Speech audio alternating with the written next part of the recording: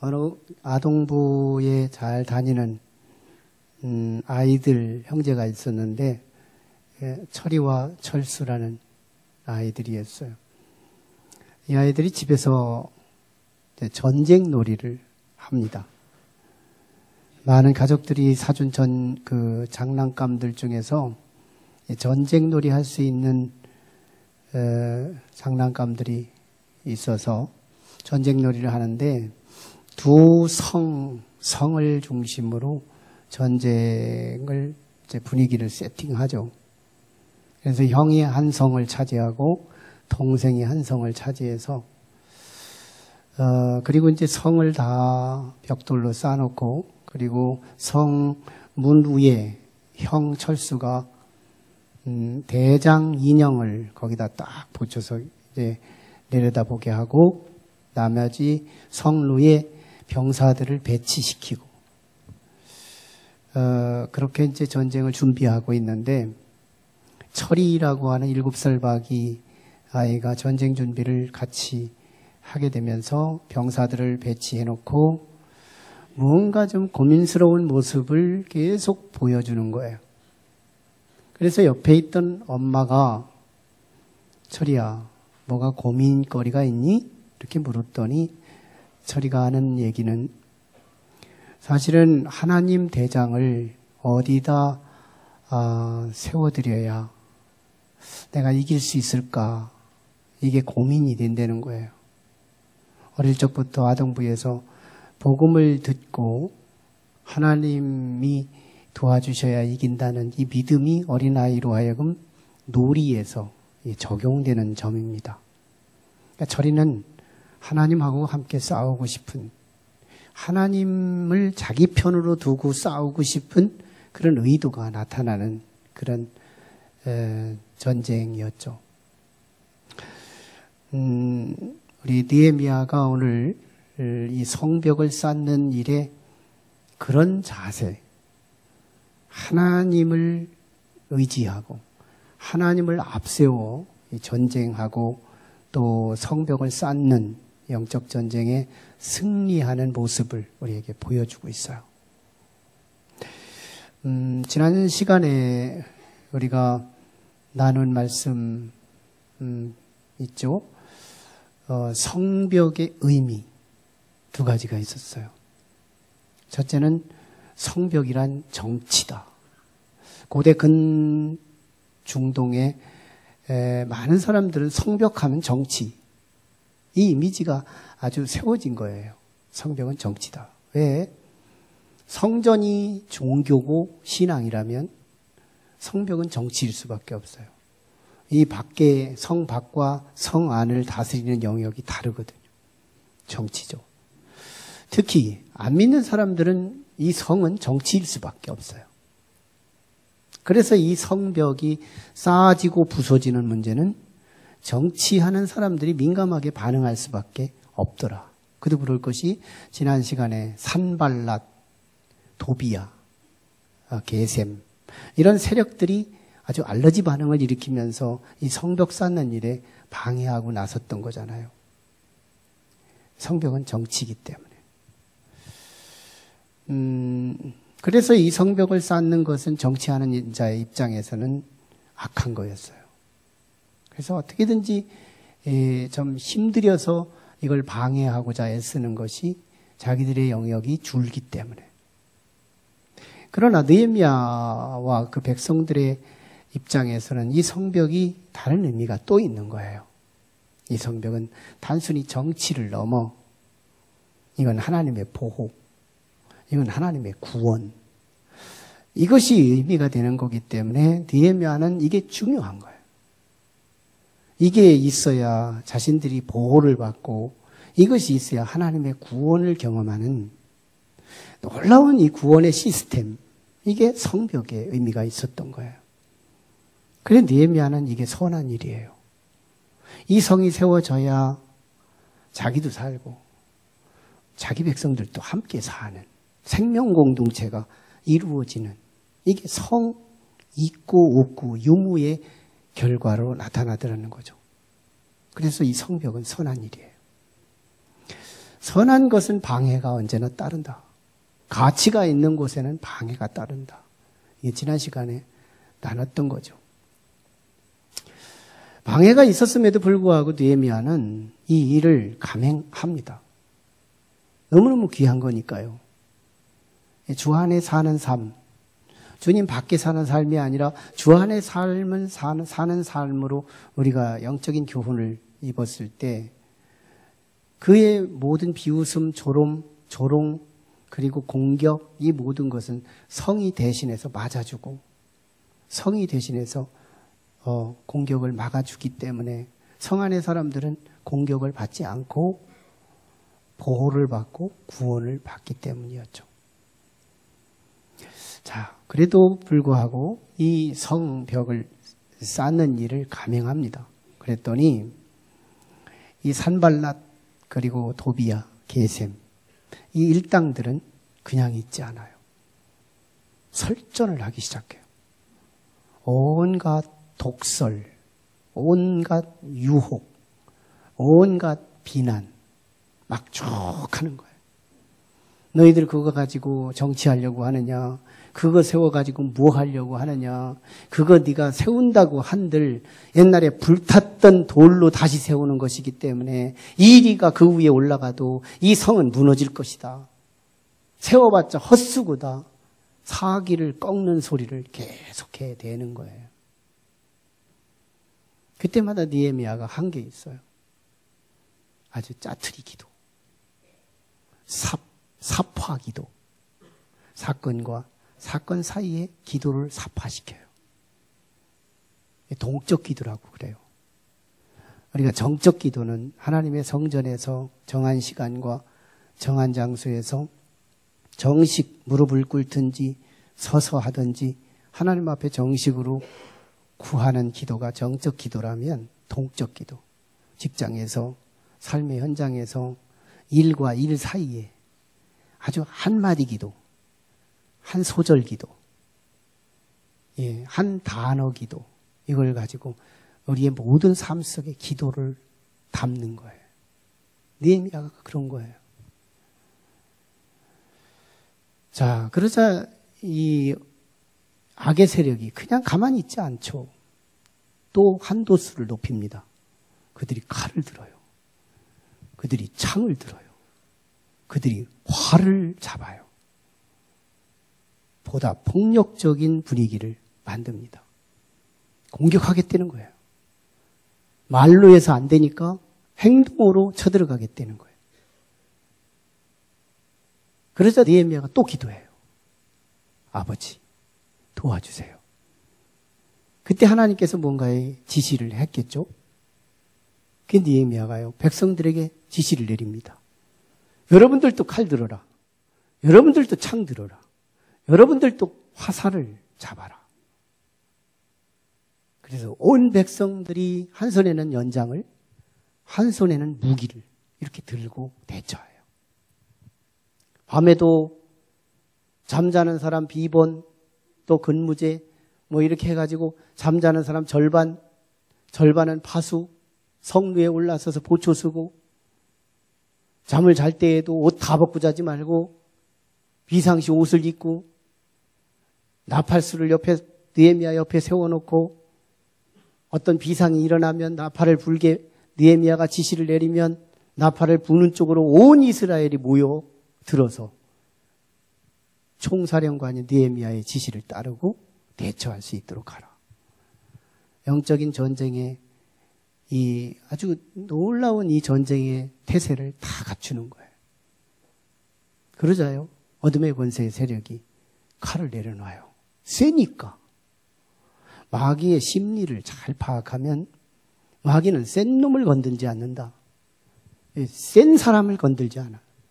한번 찝적해봐서 설전해보고 또 공격해보고 협박해보고 그래서 넘어질 듯하면 그는 끝까지 견들지만 우리가 같이 더 강수를 두고 더 담대하게 맞서고 그러는 사람들에게는요, 칼 집어던지는 거예요. 산발랏 일행들이 다 그런 거예요. 다 내려놔버리죠. 그런데 느헤미야가 또 한 게 있어요. 원수들이 칼 내려놓고 창 내려놓고 화살 내려놨으면 느헤미야도 상대서로 나도 칼 내려놓고 창 내려놓고 활 내려놓고 그저 평안하게 연장만 붙들고 성벽만 쌓으면 되잖아요. 느헤미야는 그러지 않아요. 저들이 칼을 내려놔도 전쟁은 끝난 게 아니다. 언제 저들이 칼을 잡을지 모르고 언제 다시 공격해 올지 모르니 우리는 저들이 칼을 놔도 창을 놔도 화살을 놔도 우리는 여전히 칼, 창, 화살을 붙들고 일한다. 영적 전쟁하는 사람들의 태도와 자세, 이걸 조금도 흐트러지지 않고 끝까지 이 일을 끝냅니다. 그래서 사실 오늘 본문에 이런 그 성벽을 중간쯤 세운 이후에 계속 진전이 될 수 있었던 이 비밀은 느헤미야의 영적 능력 때문에 가능했더라는 거예요. 근데 사탄 마귀가 칼만 놨지, 창만 놨지, 화살만 놨지 그들이 가만히 있을 존재냐고요. 마귀가 이 성벽의 의미를 마귀가 먼저 잘 아니까, 이 성벽이 뭔지를 아니까, 저들 다 구원받으면 안 되니까. 그래서 저들은 이 성벽이 너무 중요하니까, 저들을 구원받지 못하게 하는 것이 자들의 사명이니까, 이 마귀들은, 산발라 세력들은 칼만 놨을 뿐이지 이를 갈고 있는 거거든요. 마지막 수단이 저들은 이간질이었어요. 이간질하는 내용들을 보면 가까이 사는 존재들부터 이간질합니다. 어깨를 같이 하고 지근에 같이 살고 가까이 근접해 있는 사람들을 중심으로 가까이 그들에게 접촉하고 그들에게 가까이 가고 그들을 사이좋게 하고 인간적인 정과 함께 교감하는 사람들을 중심으로 유대인들을 공략해 들어오는 거예요. 영적인 공식은 예나 지금이나 변하지 않고 이루어가요. 똑같습니다. 산발랏 속에 있는 그 영과 오늘날 우리 주변에 역할을 하고 있는 어둠의 영은 동일 본질이에요. 그래서 가까이 있는 악의 세력과 지근에 살고 있는 사람들이 가장 먼저 설득을 당해요. 그들은 두 가지로 두려움에 빠지는데요. 하나는 우리가 이제 조만간 칼과 창으로 공격해서 들어갈 텐데 그때 되면 니들 다 죽을 거야. 그러니 혹시 살고 싶으면 그 진영에서 빠져나와 우리한테로 넘어와라. 우리 편이 되라. 하고 협박을 합니다. 그때요. 유대인들은 어떻게 현실의 두려움 속에 빠지느냐 하면 아직 할 일은 절반 남았거든요. 성벽이 중간쯤 쌓았거든요. 그래서 할 일은 너무 많고 지금은 지쳐있고 방해 세력은 너무 세고 이 삼박자가 그들로 하여금 우리 이거 성 안 쌓으면 안 되나? 이런 마음이 들기 시작하는 거예요. 그래서 이 유대 백성들의 이 배심원들의 마음이 약해지기 시작하는 거예요. 약해지기 시작해요. 그때 느헤미야가 말씀을 외친 것이 뭐냐면 14절이에요. 14절의 말씀은 내가 돌아본 후에 일어나서 귀족들과 민장들과 남은 백성에게 말하기를 너희는 그들을 두려워하지 말고 지극히 크시고 두려우신 줄을 기억하고 너희 형제와 자녀와 아내를 위하여 싸우라 하였느니라.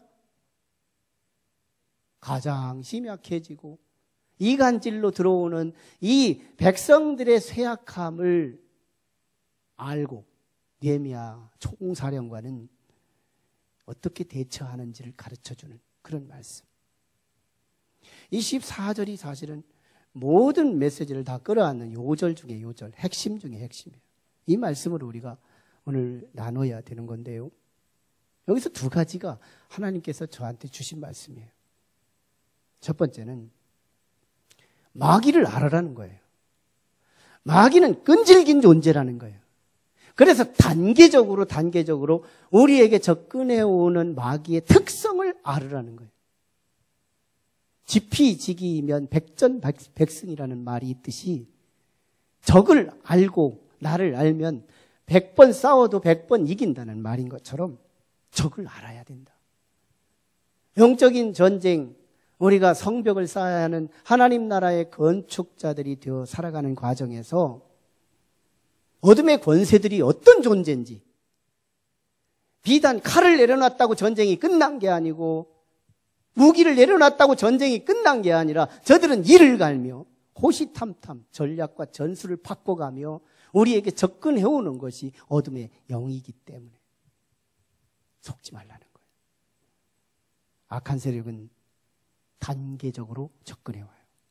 처음에 설전, 두 번째 행동, 협박, 세 번째 이간. 이 단계는 지금도 옛날에도 앞으로도 계속되는 영적 원리예요. 마귀는 그렇게 접근해와요. 여기에 대처한 느헤미야가 귀감입니다. 느헤미야가 어떻게 대처했는지를 보세요. 설전 끝나니까 기도해요. 행동, 협박 끝내니까 기도해요. 이 기도를 삽입시키는데요. 느헤미야는 큰 일이 있으면 큰 일 때문에 기도하고, 작은 일이 있으면 작은 일 때문에 기도하고, 좋은 일이 있으면 좋아서 기도하고, 나쁜 일이 있으면 나빠서 기도하고, 형통하면 형통해서 기도하고, 실패하면 실패해서 기도하고, 모든 일에 이 기도를 섞고 사건과 사건 사이에 이루어진 형통과 불통 사이에 그 사이마다 뭘 섞어요? 기도한 단어, 기도한 토시, 기도한 줄기, 기도한 멘트, 기도를 섞어가더라는 거예요. 느헤미야는요, 영적인 무기, 하나님을 대장으로 앞에 세우고 싸우는 영적인 투사 중에 투사였다. 이런 사람을 누가 이겨요? 알고 보면요, 유대 백성들은 참 산발라 세력의 밥이었어요. 준비된 게 없죠. 너무너무 허약해서요. 겁주면 겁먹죠. 두려움에 시달리죠. 정말 느헤미야 같은 영적인 지도자가 있다 보니까 그 백성들이 구원을 받았던 거거든요. 지도자가 너무너무 중요하다는 거예요. 툭하면 기도하는 사람, 툭하면 하나님 모시는 사람, 툭하면 하나님 불러대는 사람, 건건마다 이루어지는 일마다 사건마다 그 사이사이에 기도의 단어를 섞고 기도의 문장을 섞고 기도의 내용을 섞어서 하나님을 요청하고, 하나님 필요해요. 이 현장에 하나님이 필요해요. 나 혼자만은 역부족이에요. 우리 백성들만큼은 역부족이에요. 하나님이 와서 이 문제를 해결해 주세요. 이 요청하는 사람, 하나님을 대장 하나님으로 모시는 사람, 이게 바로 느헤미야예요. 영적 전쟁의 투사로서 어떻게 싸우는지를 우리에게 가르쳐준 모범적인 사건이죠. 이게 참으로 오늘 주어지는 이 교훈, 어둠의 권세는 끝까지 근육을 갖고 우리에게 접근해 온다는 거, 그러나 우리도 끝까지 우리만의 무기를 들고 대처하게 된다는 거. 그러나 의가 최후 승리합니다. 악의 세력들이 얼마나 승리한 자료들이 많지만 최후의 승리는 의의 승리. 하나님 편에 속한 자들이 다 이기는 거예요. 여러분, 우리가 신앙생활을 하면서 간간히 체크해야 할 것이 있다면, 나는 하나님께 속했나? 산발랏에게 속했나? 이거요, 체크해야 돼요. 그냥 교회만 다닌다고 구원이 보장되는 게 아니에요. 난 과연 하나님께 속했나? 난 그리스도께 속했나? 난 정말 주 안에 있나? 내 성벽은 무너졌나? 내 성벽은 온전한가? 동서남북 무너진 구멍이 없나? 새는 구멍은 없나? 이거 간간히 체크해야 할 문제인 거예요. 어둠의 권세의 세력은 수채구멍으로도 들어와서 우리의 아군들의 입고 있는 옷으로 갈아입고 성문 앞에 가서 빗장 하나만 내려치면 원수들이 본물처럼 쳐들어와 이 성읍을 쑥대밭을 만드는 것이 원수의 전략이니까요. 느헤미야 같이 언제나 하나님 모시고 늘 깨어있는 영적인 투사들이 될 수 있기를 주의 이름으로 축원합니다. 두 번째가요, 끝까지 무장하고 건축하라. 일하라는 거예요. 끝까지 무장하고 두려워하지 말고 끝까지 무장하여 일하라. 이게 이제 14절인데요. 14절은 두 토막으로 둘로 나누어야 더 구체적으로 들어갈 수 있어요. 하나는 두려워하지 말라는 거죠. 두려워하지 말라. 즉 산발랏, 도비야, 게셈 이 세력들을 두려워하지 말라. 이들이 뭔데요? 성벽 못 쌓게 하고 성벽이 없어야 도적질할 수 있고 성벽이 없어야 백성들을 핥힐 수 있고 성벽이 없어야 유대 백성들을 자기 마음대로 주무를 수 있기 때문에 영적 전쟁이거든요. 두려워하지 말래요. 두려워하지 말라. 네, 코로나 바이러스 때문에 아프시죠? 이거요, 코로나 바이러스는요, 세계적인 상처예요. 굉장한 상처입니다. 그래서 제가 혹시 우리 전문적인 영역을 건들까봐 혹시 우리 의사 선생님 양해해 주시고 들어주시고. 예. 예. 저는 이제 이성적인 사람이니까, 우리 의사 선생님하고도 통하는 게 있지만 혹시 이제 영적인 해석을 하다가 차이가 생길 수도 있기 때문에 양해를 구하는 거죠. 코로나 바이러스가 참 우리 인류를 상처를 준 거예요. 어떤 교회가요, 한 성도가 기침 한번 딱 하니까 전 교인이 그 사람을 쳐다보더래요. 그 사람 교회 오겠어요? 상처받죠. 엄청난 상처죠. 정죄하는 거예요. 왜 집에 있지 않고 여기 왔냐는 거잖아요. 동시 메시지. 누구나 다 한꺼번에 한 메시지를 전하는 거예요. 이 폭탄을 맞고 교회에 다시 올 사람이 있겠어요? 성숙한 그리스도인, 성숙한 교회는 어떨까요? 옆에서 잔기침 해주는 거야. 참 상처예요.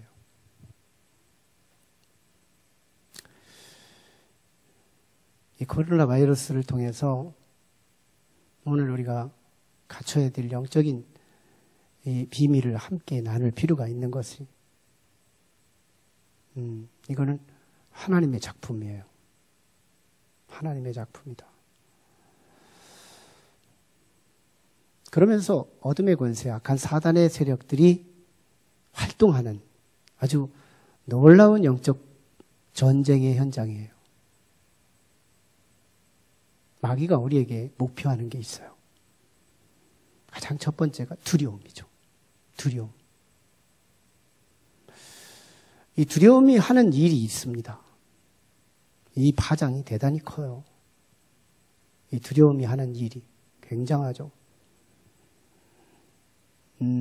콜레라 여사라는 분이 있어요. 이야기입니다. 콜레라 여사가 한 도시를 이제 전염병으로 심판하러 가다가 거리가 너무 멀어서 마부에게 마차를 좀 태워달라고 요청해요. 그러자 이 마부가 당신이 누구냐고 묻자 나는 콜레라 여사라고 대답합니다. 콜레라라면 전염병을 말하는 거 아닙니까? 그랬더니 맞대요. 그렇다면 난 당신을 태울 수 없어요. 마부가 거절해요. 그때 콜레라 여사가 이렇게 말해요. 당신이 나를 태워주지 않는다면 당신부터 죽이고 가겠소. 그러자 이 마부가 그러면 조건을 제시합시다.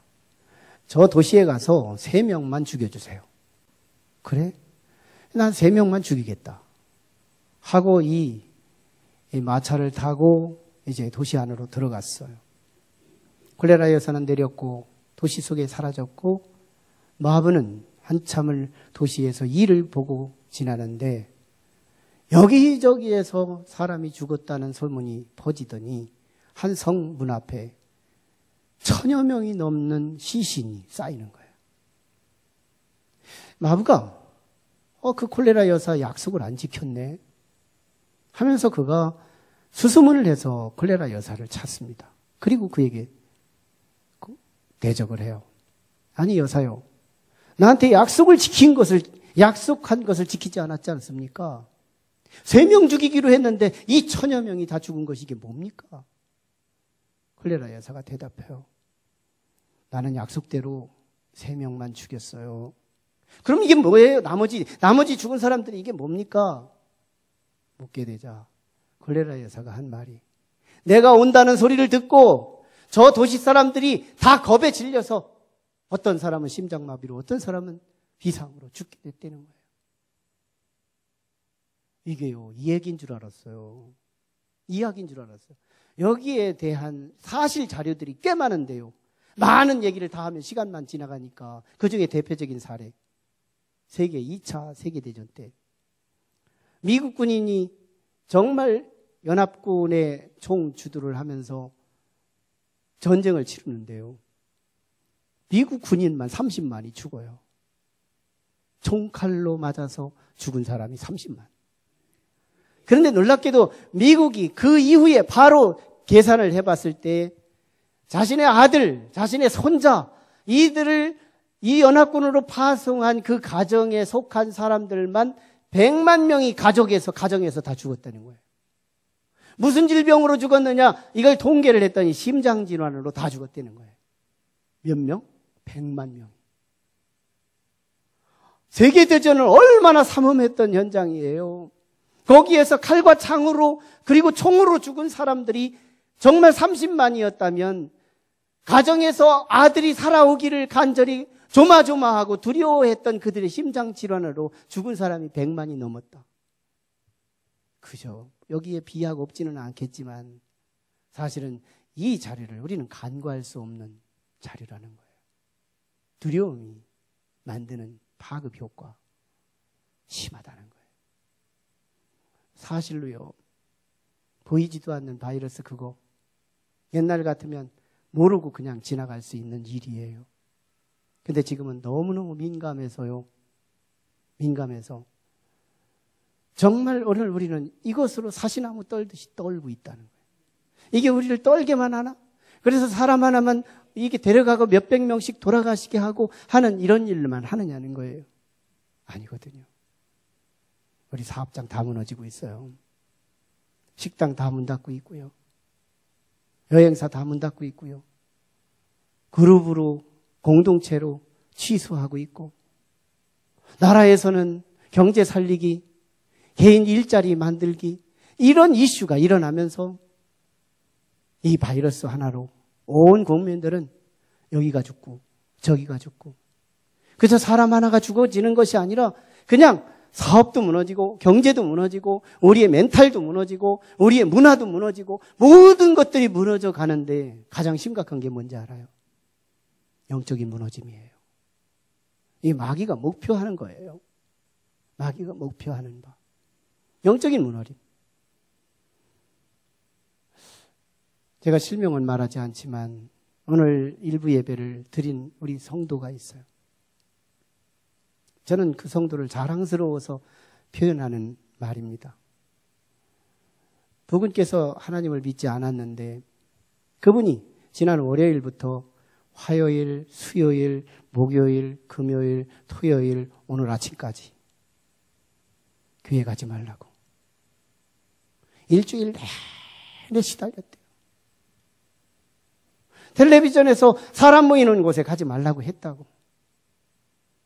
계속 시달려서 그럼에도 불구하고 안 올 수가 없어서 그는 일부 예배, 사람 없는 예배라도 와서 드려야 되겠어서 와서 예배를 드린 거예요.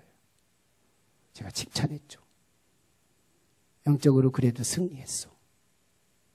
그러나 한번 부군에게 지혜롭게 한번 물어보시죠. 직장도 가지 말라고 하지?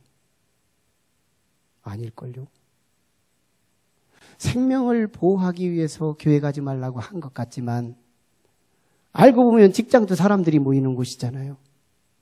근데 거기는 가라는 얘기죠. 알고 보면 생명이 아니에요. 생명 때문에 가지 말라는 게 아니에요. 거기 가면 전염돼서 죽을까 봐 가지 말라는 얘기가 아니에요. 여기서 교회 이 한 달 월급을 준다고 하면 여기부터 가라고 할걸요. 생명인 것 같지만 사실은 그 껍데기는 돈이고 돈인 것 같지만 사실은 그 속에는 영혼인 거예요. 영혼 구원받지 못하도록. 믿음이 연약할수록요, 한 주 빠지고 2주 빠지고 상징적으로 3주만 빠지면 다시 전도할 에너지가 필요한 거예요. 저는 영적인 사역을 하다 보니까 이 분야의 전문가가 되고요. 그러다 보니까 사람들이요, 한 번 빠지는 것이 자신의 영적인 바이오 리듬을 지켜가는 에너지가 달라져요. 한 번 빠질 때와 계속 올 때와 이 농도가, 우리 신앙생활하는 그 용의도가 달라져요. 3번만 빠지면 하나님의 말씀 없이도 사는 사람이 되는 거잖아요. 밥 없이도 사는 사람이 되는 거잖아요. 그게 어떻게 가능해요? 밥 없이는 죽는 거죠. 말씀 없이도 살아가는 그것은 말씀 안에서 영적으로는 이미 죽어가고 있다는 것을 의미하거든요. 영적으로 우리가 구원을 캔슬된다고 쳐봐요. 결론은 뭘까요? 성경의 약속이 뭘까요? 지옥이거든요. 잘 보세요. 이 파장을 끌고서 지금 여기까지 온 거예요. 지옥이죠. 지금 마귀들은요, 무기 구축하지 않은 사람들, 믿음이 약한 사람들, 이런 사람들을 무더기로 떨어뜨리고 싶은 이런 야망과 욕망이 마귀들의 속셈 속에 있는 거예요. 한 번, 2번, 3번만 결석시키면, 이 기간 동안만 결석시키면 다시 전도해도 전도가 되지 않을 수 있는 완벽한 산발라 세력이 될 수 있다는 것이 마귀들의 계산인 거예요. 그래서 그가 예수를 놓친 결과 어디 가요? 지옥. 하루만 고통당하면 끝나는 게 아니죠. 이틀, 열흘, 1년, 100년, 1000년, 억년, 이 고통을 앓게 되는 이 파장 보세요. 바이러스가 일으킨 이 파장, 마귀의 영적 속셈을 우리가 간파해 보면 이 문제는 영혼 구원을 취소하고 싶은 마귀의 속셈이라는 거예요. 디모데후서 1장 7절에 보면 하나님이 우리에게 주신 것은 두려워하는 마음이 아니요, 오히려 우리 하나님께 능력과 권능과 근신하는 그것이라고 말씀하고 있는 거잖아요. 하나님이 우리에게 주신 것은 두려워하는 마음이 아니라는 거잖아요. 두려움이 일으키는 일들이 그렇게 많으니까, 그렇게 크니까 오늘 우리에게 담대할 필요가 있는 거예요. 이사야 43장에 보면 이스라엘아, 너를 창조하신 여호와가 이제 말씀하니라. 야곱아, 내가 너를 조성하신 여호와가 이제 말씀하느니라. 너는 두려워하지 말라. 담대하라. 내가 너와 함께함이라. 네가 물 가운데 있을지라도 물이 너를 범람하지 못하고 불 가운데 있을지라도 너희를 불을 사르지 못할 것이니 너희는 내 것이라. 이게 하나님의 음성이잖아요. 믿는 자와 믿지 않는 자가 오늘 우리가 식별될 수 있는 그게 뭐냐? 담대함이에요.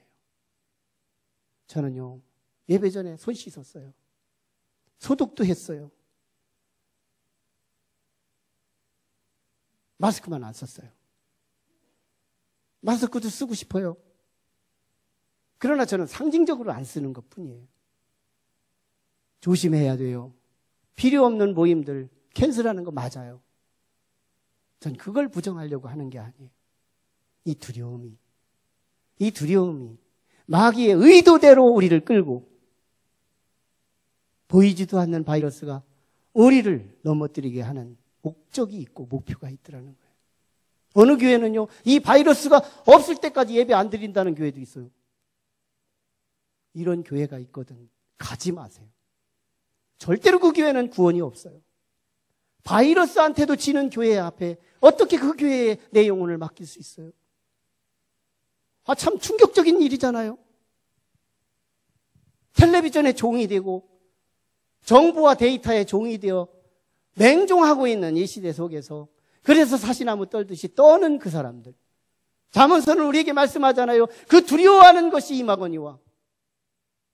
악인들은 그 두려워하는 마음이 자신의 본 정체고 그 두려워하는 것들은 결국 이루어져서 심판으로 이루어진다는 거잖아요. 우리는 두려워하는 마음을 하나님이 주신 게 아니래요. 평안한 마음, 담대하라. 하나님은 이미 데려갈 자를 준비하셨어요. 역대상 21장에 보면 다윗 시대에 다윗의 범죄와 백성들의 범죄가 겹칠 때가 있었는데 그때 하나님이 바이러스를 보냅니다. 전염병이었어요. 지금은 세계 전체에 몇백 명이지만 그때는 한 민족, 유대 민족 속에 7만 명이 죽었어요. 와, 이 파급은 대단히 컸죠. 지금은 세 발의 피죠. 7만 명이 죽었어요. 죽음으로만 시대를 대처할 수밖에 없는 너무너무 심각한 상황이었어요. 그때 백성들은요, 사시나무 떨듯이 떨었어요. 떨기만 했어요. 속수무책으로 죽어야만 시대를 지나갈 수 있고 시대를 건너갈 수 있는 시대였어요. 그때요, 민족 중에 하나가, 하나님의 사인을 알아듣는 사람 하나가 일어나죠. 그게 다윗이에요. 하나님께서 이 전염병, 이 바이러스를 보내신 이 의도, 이 목적, 이 보내신, 마귀가 하는 일이지만 마귀들이 하는 일을 허락하시는 이유, 그게 뭐냐? 다윗과 더불어 백성들의 죄 때문이었거든요. 오늘 이 지구촌에 죄는 가득했어요. 이 지구의 죄는 너무 많아요. 죄는 너나 할 것 없이 죄의 용사들이 돼서 생각만 해도 죄를 짓고 행동만 해도 죄가 나타나고 죄로 관영되어 있는 이 시대 속에서 서로 자기 나라가 잘났다고 서로 신경전을 하면서 이 나라 저 나라가 얼마나 분쟁이 되고 있어요? 연합해 보려고 노력은 하면 할수록 더 갈라지고 북한과 미국, 북한과 남한, 남한과 일본, 일본과 또 중국, 중국과 한국, 러시아와 우리 이란과 이라크, 이 나라들의 분열들 보세요. 자기 잘났다고 큰소리치고 있는 이 시대 속에서 하나님은 어떤 나라가 의롭냐? 어떤 나라가 하나님 앞에 떳떳하게 말할 수 있느냐? 다 죄인이다. 지구촌 전체에 정말 바이러스를 통하여, 질병을 통하여 하나님의 회초리로 지구촌을 내리치고 있는 이 회초리를 볼 수 있었던 사람이 다윗이에요. 바이러스만 보고 있는 사람들이 있지만 바이러스 뒤에 하나님을 보고 있는 사람, 그게 다윗이에요. 그래서 사람들은 바이러스만 두려워하고 있었지만 다윗은 하나님을 더 두려워했고, 사람들은 손만 열심히 씻었지만 다윗은 마음을 열심히 씻음으로 나중에 하나님께서 선지자를 통하여 대책을 세우게 하심으로 아라우나의 타작마당에 가서 속죄 제사를 드리고 난 이후에 모든 재앙이 그쳤더라, 이렇게 말씀하고 있는 거예요. 시대의 재앙을 그치게 할 수 있는 사람, 하나님의 사인을 알아듣는 사람, 하나님 무서워하라고 주신 이 질병 앞에 바이러스만 무서워하고 있는 이 시대 속에 우리 성도들은 하나님을 두려워할 줄 아는 시간이 됐으면 좋겠다는 거고요. 하나님이 더 무섭다, 하나님이 죽이기로 작정한 사람들만 바이러스가 들어가서 침투하여 그 사람들을 섬멸시키고 넘어지게 할 것이다. 하나님이 더 무섭다. 손만 열심히 씻는 사람들에게 감염되지 않게 하는 것이 아니라 마음을 열심히 씻지 않는 사람들을 감염시켜서 하나님은 데려가신다. 손도 씻어야 하지만 마음을 같이 씻어야 할 수 있는 그 기회, 이것이 우리에게 필요하다는 거예요. 가장 중요한 것은, 바이러스보다 더 중요한 것이 있다면 면역력이죠. 정말 손 씻고 마스크 차고 사람 있는데 밖으로 나가지 말고 집 안에 있고, 노약자들은 필요해요. 그러나 우리의 젊은이들, 우리의 정말 용사되는 우리 성도들은 열심히 나와야 돼요. 우리의 삶의 현장에 열심히 나와서 식당도 가고 우리의 사업도 교류하고 우리의 생활에 은둔하지 말고 우리의 활성화되며 그리스도인의 용사다운 삶으로 우리의 삶의 활성화를 일으켜야 되는 거예요. 세상의 바이러스에 충성하고 헌신하고 순종하는 삶이 아니라 하나님께 충성하고 하나님께 헌신하는 삶을 살려면 가장 먼저 면역력이 중요하다는 거예요. 밖으로 나와야 태양에 맞아서 비타민 D라도 받아서 면역력이 높아질 것이고, 굿샵이라도 하고 윗몸 일으키기라도 해서 자신의 살의 모든 근육들이 일어나서 면역력을 높인다면 중국의 우범지대의 한 센터에 직접 다녀온 사람도 감염되지 않았다는 이야기를 들으면서 면역력이 더 중요한 거구나. 느헤미야를 보세요. 면역력을 선언하고 정말 오늘 우리가 저들이 칼을 내려놨다 하더라도 우리는 칼을 들고, 저들이 창을 내려놨다 하더라도 우리는 창을 들고, 저들이 활을 내려놨다 하더라도 우리는 활을 들고, 끝까지 한 손에는 연장을, 한 손에는 칼을, 무기를 들고 끝까지 투사하는 거다, 싸우는 거다 해서 성벽을 완수해가는 느헤미야의 지도력을 보세요. 이 지도력을 우리가 경청하자는 거예요.